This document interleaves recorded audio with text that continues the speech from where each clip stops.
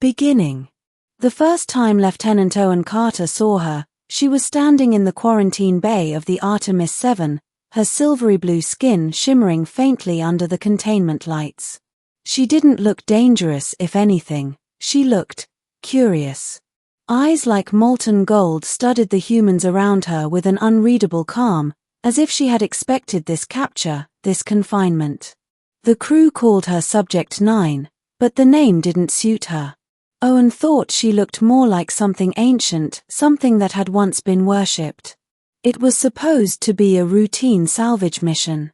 The Artemis 7 had intercepted a derelict alien vessel near the outer edge of the Vega system. They'd found her alone inside, barely alive, surrounded by alien tech that none of their scanners could interpret. She had no weapons, no translator, and no apparent understanding of human language until she started repeating Owen's name. It was unsettling.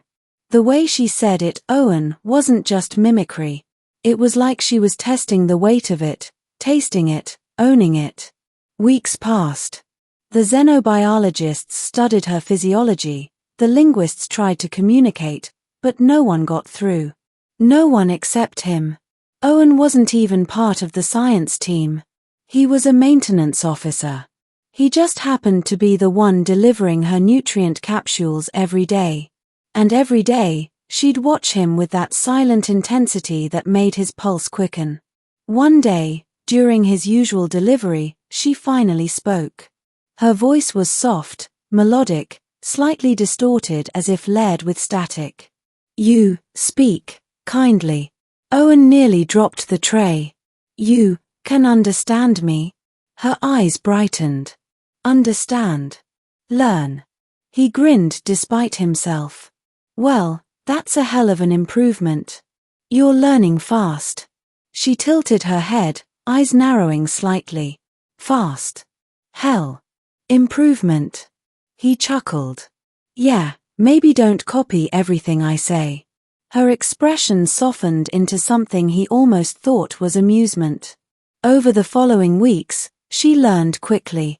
The linguists were astounded, but they couldn't figure out why she responded only to Owen. When others spoke to her, she was quiet. When Owen entered, she lit up. They started assigning him to her full-time.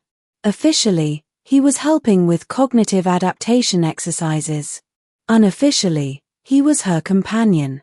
They talked, or rather, he talked, and she listened. She asked strange questions sometimes. What is alone? What is trust? What is joke?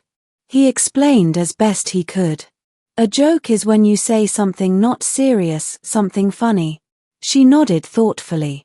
Funny, not serious. Lie. No, it's not a lie. It's just, you don't mean it literally. She stared at him for a long moment. So, when human says, "I love stars," he does not love. He laughed. "You're sharp." "Yeah, not like that kind of love. It's just an expression." Her gaze dropped. Expressions hide truth. He frowned.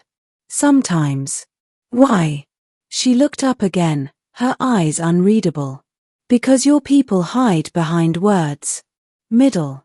Her name, when she finally shared it, was Salith. She came from a civilization called the Tikon, a people who had once spread across the stars in great crystalline ships, powered by something they called resonance. But something had gone wrong, something that shattered their worlds and left her stranded, drifting in space for decades, maybe centuries. She told him her people communicated not only with words but through emotions carried in their bioelectric fields, what she called frequency of soul. When humans spoke, she said, it sounded flat, like hearing music through a broken speaker. But when Owen laughed, she claimed she could feel it. Their connection deepened. When she learned to smile, he swore it was the most disarming thing he'd ever seen. When she frowned, it was like watching a storm pass through sunlight. The crew started joking about it. "Hey, Carter, your alien girlfriend's waiting." He'd roll his eyes, but he didn't deny it. One day, while running her through speech practice, He tried to explain sarcasm. It's when you say something but mean the opposite. Like if it's raining and I say, "Great weather we're having." Salith frowned. You humans confuse truth for pleasure. He smirked. Well, if I told the truth all the time, no one would want to talk to me. She tilted her head. I would. That made him pause. You would? Yes. She leaned closer, her eyes glowing faintly. Because you are the only one who does not fear me. He swallowed. Should I? Her voice lowered. Perhaps. The air between them felt charged. He laughed it off nervously. If you ever want to scare me, at least warn me first. She blinked. Warn you? Yeah. Like say, boo or something. Boo. He laughed again. That's actually pretty good. Her gaze softened. Then I will keep you safe, Owen Carter. That night, he returned to his quarters still thinking about her voice, her eyes, her strange mix of innocence and power. He couldn't explain why he felt drawn to her. It wasn't just curiosity, it was something deeper. Something like gravity. The next morning, while running a maintenance check on her containment pod, he made an offhand joke. You know, Salith, if you ever get tired of this lab, you can marry me and escape with me. He grinned at his own absurdity. She wouldn't even know what marry meant. But she froze. Her pupils dilated. Marry, you? Owen chuckled awkwardly. It's just a joke. Her expression changed, soft, serious, almost reverent. Joke. Not serious. Right. She looked down at her hands. Then why does it hurt? He blinked. Wait, what? She lifted her head again. You said not serious. But your field, your energy, shifted when you said it. You meant it. He hesitated, suddenly aware of how fast his heart was beating. I didn't mean it like that. Her golden eyes studied him in silence, then she whispered, Your words create bonds, Owen Carter. Even when you pretend they do not. And from that day on, something between them changed. Days passed. Then a week. Salith became distant. She stopped laughing, stopped asking questions. The scientists noted a drop in her frequency patterns, whatever that meant. Owen tried to talk to her. Salith, did I do something wrong? She didn't respond. Come on, talk to me. Finally, she said, when you joke, you hide your truth. But your energy does not lie. Salith, I swear, I didn't mean to. You did, she interrupted softly. And I accepted. What do you mean, accepted?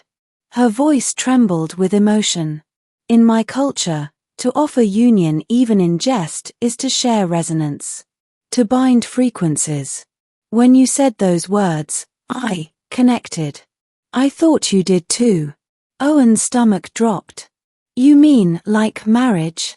She nodded. Our kind does not break such bonds. I belong to you now. He stepped back. Salith, that's not how it works for us. Then your people are cruel, she said simply. You offer meaning and call it a joke. He didn't know what to say. Ending. A few nights later, alarms blared across the Artemis 7. The ship had been struck by a rogue asteroid cluster. Hull breaches. Power loss. Fires spreading through the lower decks. Owen was thrown from his bunk. Emergency lights flickered red as crew scrambled. Containment bay compromised, shouted one officer. Subject 9 is out. Owen's heart pounded. He ran. When he reached the quarantine bay, the doors were half melted. Inside, the glass chamber lay shattered and Salith stood among the debris, her form glowing with energy like molten starlight. Salith. She turned to him. Her expression was calm, almost sad. You came.